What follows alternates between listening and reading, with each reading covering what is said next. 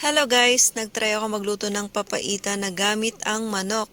Medyo malamig kasi dito sa UAE kaya yan swak na swak siya para sa malamig na panahon. Higop tayo ng sabaw ng chicken papaitan. Nag-hide guys na naman pala to kaya pala dinagan. Sabi ko, Maingay. Madadamay si Buntis sa'yo. Ang original talaga na sahog ng papaitan guys is yung laman loob ng kambing or nung baka. At since hindi ako masyadong kumakain sa kambing kahit sa Pinas, at yung baka naman ay medyo mahal, so nagtry ako nitong chicken na which is natikman ko rin naman na to sa friend ko at ginawan ko lang ng version ko. Mas mura nga naman kasi talaga ang manok kesa sa baka or sa kambing, kaya ayan, try natin. At for sure magugustuhan nyo rin kasi in the end, nagustuhan din ito ng aking kapitbahay, mga kapitbahay. Kaya naman try nyo rin to guys para naman hindi na lang puro adobo or prito na lang ang nagagawa sa manok. At least may ibang version naman. Lalo na ngayon taglamig, ang sarap na merong mahigop na sabaw.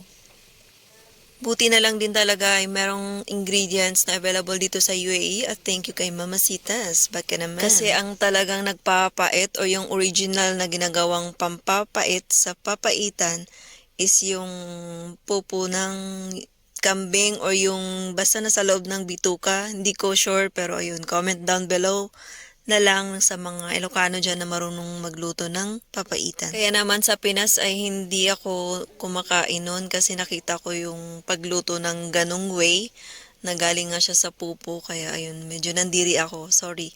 Pero ayun, dito ko siya natutunan sa UAE kasi parang mas okay kasi siya yung sa sachet kasi hindi mo nakikita yung, yun nga, yung nakakadiri. Sorry guys. At ang nagustuhan ko nga dito sa pagkaluto na ganito na papaitan is meron siyang lemon at saka maraming luya, which is very helpful din siya sa health natin, 'di ba? Kasi ang lemon pang immune system, boost ng immune system, tsaka yung ginger din, lalo na kung may ubo at sipon ka, 'di ba? Big help na 'yan. Na makahigop ka ng ganitong sabaw, kaya bukod sa masarap ay may health benefits pa sa iyong body, o 'di ba? Uso din kasi talaga sa panahon ngayon, taglamig, yung mga ubot sipon or flu. Ayan, kahit kami dito sa UAE ay ganon, palipat-lipat lang yung ubot sipon, kaya yun, the best tong sabaw na to sa panahon ngayon, or kahit siguro sa tag-init ay lulutuin ko rin siya kasi ang sarap din talaga niyang paminsan-minsan makahigop tayo ng sabaw na healthy na kasi may lemon at saka ginger. ayan na. Ng papaitan.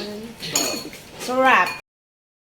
Thank you for watching everyone. Please heart, comment, and follow my FB page, Chan Vlogs page. Bye!